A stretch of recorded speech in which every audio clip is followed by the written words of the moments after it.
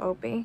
We don't know you. We're not about to turn two kids over to Some hottie your boyfriend jerks off to.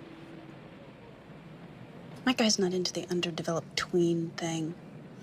Why don't you go pick up your own kid? We'll tell Opie there's been a change of plans. Come on. Is he out of his goddamn mind?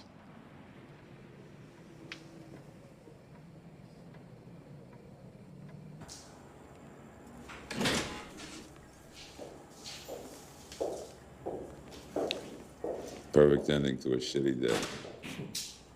A lot of shitty days since we last talked, huh? Otto loses another eye, car bombs, assaulting Christians. I get the sense that you are losing control, Clay. Which might explain why Ethan Zobel is